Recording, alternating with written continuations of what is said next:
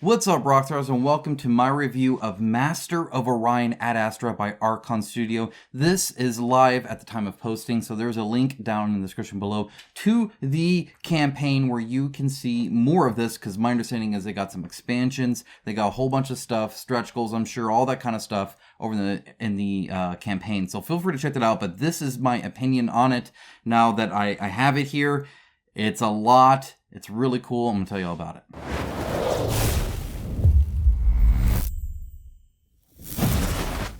Alright, so I'm going to be covering a lot of different aspects of this game, but obviously it is a very big game, so I'm going to stay fairly high level, so my apologies for that. I'll try to explain mechanics a little bit as I go, but for the most part, if you want to understand how to play the game, or if you've never played a 4X game, or you don't know what differentiates this from other ones, the campaign page is, I'm sure, going to highlight that extremely well. That's kind of its whole purpose, is to tell you why you'd want to back this game. So I'm going to focus more on opinion and themes, and the mechanics that I liked, or things that stood out to me as good touches or bad touches or problems, or, you know, whatever, the typical review stuff. But just as an FYI, this is a big game. This is not a how to play. You will not learn how to play this game through this review. It'll be long enough already. Additionally, this video is sponsored by Into the AM. They are a longtime channel partner. This is actually from them. It just came in today. I'm so excited. This is their shacket, I think, that my wife calls it. I don't know if that's a real term or not. It sounds fake, but it also sounds really cool. Honestly, though, this is fantastic. It fits great. It feels great. And always a good price. Link down in the description below. You can save yourself an additional 10% with my code. It helps support the channel. It helps get you a really cool product, and it helps you save money on that cool product. So that's also linked down in the description below. That's Into the AM. They make fantastic stuff just like this. Or actually, my shirt underneath, same thing. So I'm actually going to go ahead and unbutton because it is a little warm in here. But I was super excited to post this. These lights, I tell you, man, they're harsh. All right, let's go ahead and jump into things. So with this, the thing that I really liked, that kind of stood out kind of first thing when I'm just looking over the rules, learning how to play, was the fact that there are pretty much 4 different ways to end the game, which I thought was really cool. A lot of these 4X games just go on and on and on and on. You guys know what I'm talking about. If you haven't, look up Twilight Imperium or pretty much any other 4X game generally, and you'll see that these are very long games. This game additionally can be pretty long. It took me a long time to actually start to go through all of this. However, it'll end, worst case scenario, in a regular game after 6 rounds, or the longest one after 8 rounds. But you can also trigger it early as well. For instance, if you own Orion, which is the last explored area, if you own that for a whole turn, or if you build the UDP and you own that, or if you can't get back your homeworld, or there's a whole lot of situations where essentially it ends the game. Now, the not get back your homeworld, this was a nice touch, I felt, because a lot of times, especially with these big epic games, you can feel like you're just out the game. I have played games like this where I'm obviously either not going to win, or am pretty much unable to play, or literally unable to play, but everybody else is still having a great board game night, and I have to go make a sandwich or pet a cat, or, I don't know, watch TV or do something, right? Because the board game for me is over.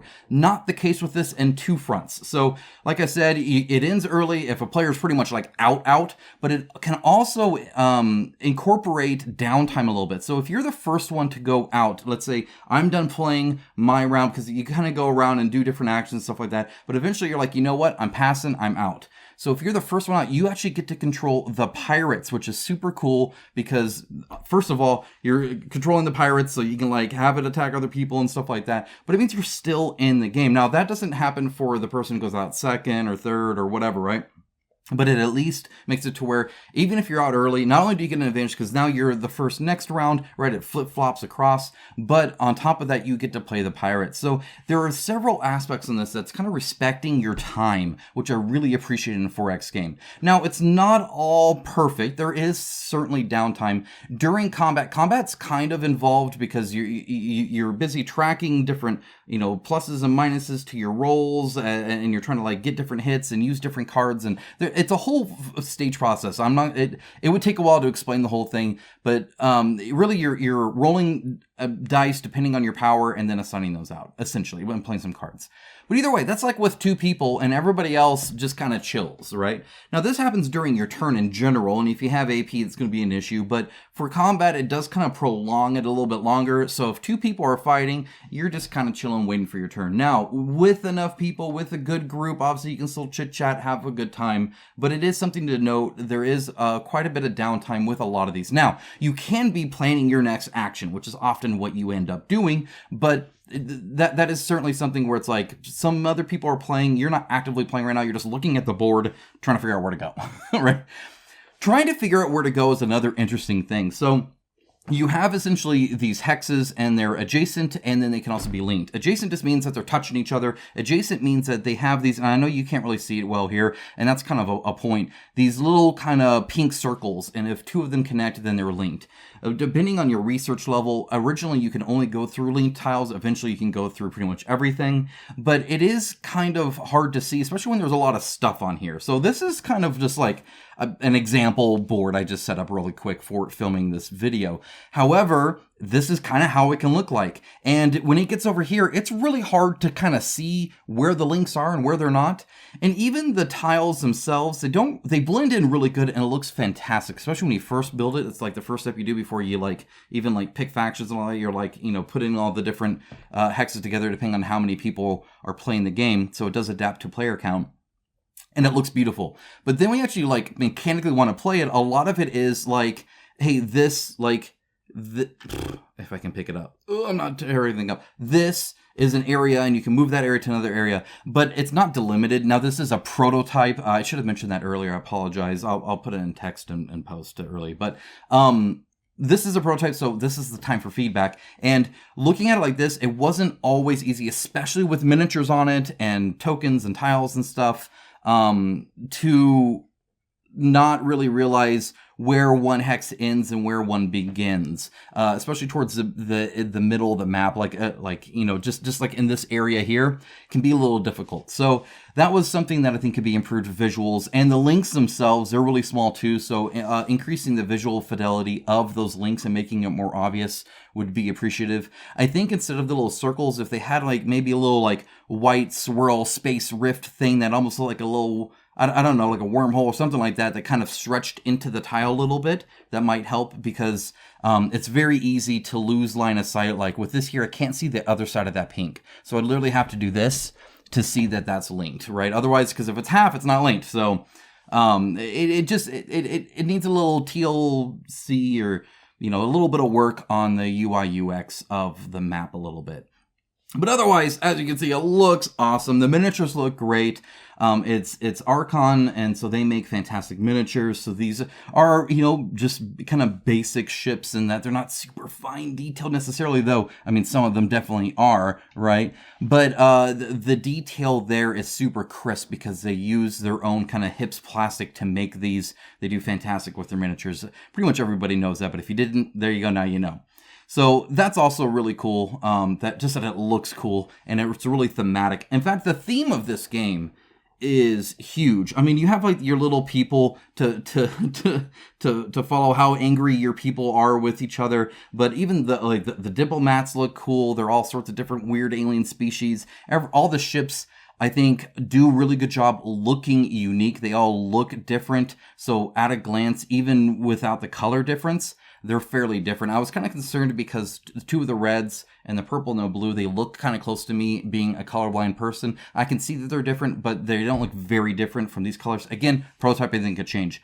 But the shape of them was easily made it to where I could tell, the big blocky ones versus the domey ones versus the fish ones versus the Star Trek ones, right? Like I can get that. And then from that point, it's really easy. Plus, when you're playing the game, you can kind of tell, who's who and whatnot. But especially in the lighting now, this looks fairly close color-wise to me anyway. But that's just me.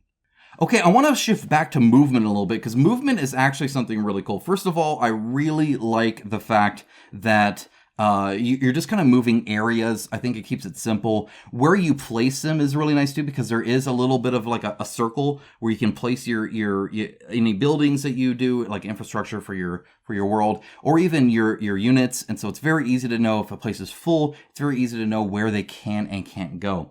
But what really keeps you on your toes are the wormholes, because they're all connected, which is super cool. So even though that person may be way over there, they could easily whoop, suddenly on the other side, and that really kind of makes it a little iffy on where you're going, especially the ramp up. So like I said, originally you can only go to linked, but eventually you can go to all adjacent, right? Which is super cool. And that's through the research, which means you don't start that way, but you end up that way. So you start the game slightly simplified, right? You don't have a lot of the different buildings, right? You don't have a lot of different things going on with that, or, unique diplomats, or, advanced technology that you're researching. But then as the game progresses, it gets a little bit more complex as you add these things in, and you're the one making the decisions to do that. And so it's just very easy to play once you start playing it. When I first read the rule book, like every 4X game, I was a little daunted. I'm like, this is a lot, right? Stayed up way late reading it, but I got it down. And you know what? Once I started actually doing the mechanics, it became very obvious very quickly, especially because you just need kind of a core to start playing.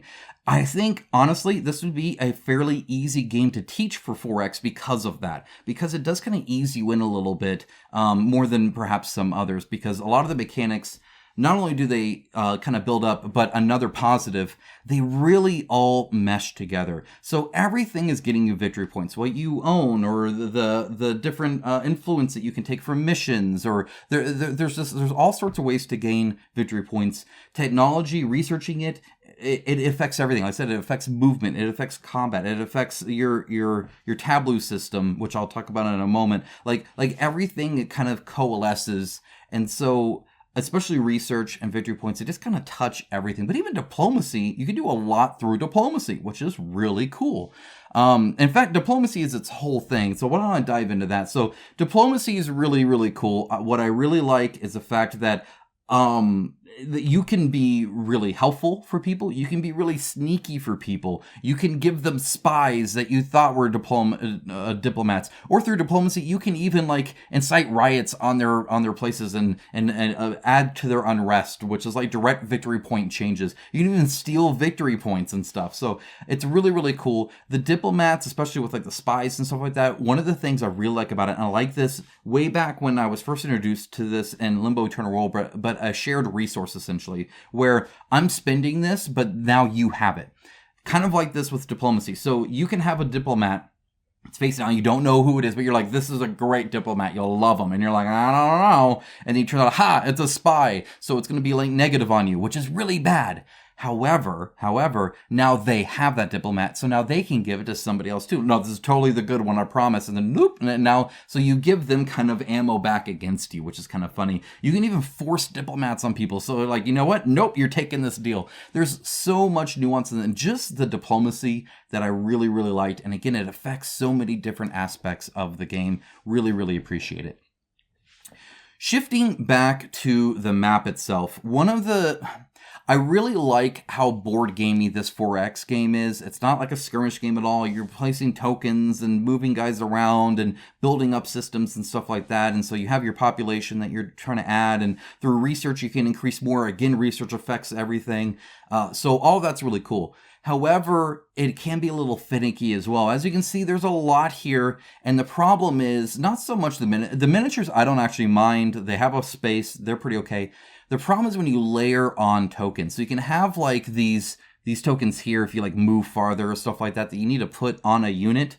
And then afterwards you got to clean it up, right? And so you're having to get in, if I had to take this one here, see, I've already moved 3 miniatures now, and it can be hard to, which miniature was that on exactly? You have to go back, oh no, you moved that guy kind of thing. And it gets to be a lot. Right, as you flip different influence over to use it or whatever, you're reaching around, minis and stuff. It's just really crowded, right? And so I wonder if a bigger map would help with that. The problem is obviously table size. So this is a Megan Median by Geek and Sun, fantastic table. It is definitely a medium table, and 4X games are definitely not medium games. It does fit on this, where you can get all the tableau system. Again, I'll get back to that a little bit. All your resources, everything there. I have things kind of on the side, and it's kind of loosey-goosey. It's a little crowded, but doable. Like legitimately, you can play this game on a Mega Medium, which is kind of impressive. But you do run into those little space issues. It's like, man, I wish there was a little bit of extra space in between these things. As cool as it looks, as cool as like this whole area looks with all the minis there, it gets really crowded, and it can just be hard to kind of read and see what everything's going about, right? So ideally you just murderize everybody so they don't have this many minis on the board. Then you're all good to go, but that's another story. But yeah, taking these little tokens off is a little finicky. And you get like the anomaly tokens and junk too, as you get to explore those. And so it's just, they're cool. Like I like the tokens. You get like one-time action stuff out of them typically, but it does make it a little touchy. Going back to the research, because I can't talk about this good enough. One of the things that's nice is there is normalcy to it and organization to it. So in general, it all kind of works the same. However, you do have unique research for each faction, which is really cool. So you can actually regardless of what it is, like most can do hydroponic farm, but some can't, and it depends. But they'll have the research on like a little helper thing here. So like their unique ones are perfect mimicry, dark energy network, extra dimensional tendrils, and advanced shade, right? So that's theirs, and it has a little explanation up there, just so you know. These help sheets, by the way, super useful, but they do take up a lot of space, but there's a lot to kind of reference. You don't necessarily need them every single time, but at least first starting out, I referenced it a lot, so definitely useful there. Now, another cool thing about the race you pick, besides all the starting stuff that's slightly different, is they have adaptations. And when it comes to the exploration part of 4X, that's one of the really fun parts. Obviously, like going to a new area is really cool. It is a little weird that you can like pick the planet. So you draw two and you're like, I want this one to be it. To me, that like breaks immersion a little bit. It's like, well, the planet is what the planet is, right? I don't get to like pick the planet necessarily. But often they'll have something like low temperature, right? Or toxic, right? Or high gravity. And with those, you can have different adaptations that change it. So for instance, for these people, low gravity, they love it. Totally fine. But high gravity, not so much, kind of bad, right? And so it just kind of depends on the actual race that you pick. But either way, they have different preferences for the type of places that they're at. So beyond the resources, which by the way, resources are fun to use, especially these ones, the credits. So the credits you can use to essentially do more of anything. And I love the kind of like, not so push your luck, but like I'm going to give up this value resource, but it's going to allow me to do more, whether that's move further or do more diplomacy or whatever it is. You can do more by just paying something for it, which is really, really great. And it gets that kind of resource management vibe. So the resource is already really good. It's already separated into like your workers and your science and your food, right? But then you have the credits on top, and the credits in particular are awesome. Love getting credits because using those is very powerful. It just allows you to do more. And I love that.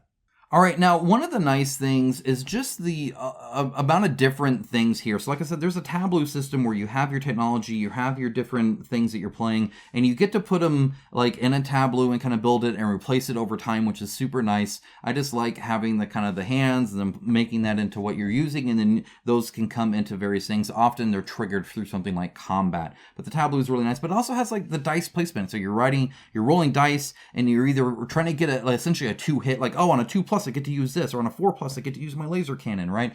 Or you're assigning it to different things, which is also really cool. Now, combat in particular, there's drafting too. So with drafting, you're literally like, you draft where you're like picking even your people, which is really cool. But I just like drafting in general, so anything that has drafting in. But like I said, drafting, dice placement, dice rolling for like a 2-hit. You have your tableau system. There's a lot of different systems at play, but none of them overly complex. All of them kind of well known to you as a gamer, just kind of meshed together. You get a little bit of everything, which I thought was kind of nice. Now, shifting to combat, one of the cool things is that all of your units are different. So you might have your big bad ship, and they might have their bad ship, but they might have different hit points, they might have different power, etc. Now, that is something you kind of have to ask the person because it's not anywhere on the miniature, which can be kind of rough. I like the base that it takes up the amount of space that it should take up, so it takes up 1, 2, or 3.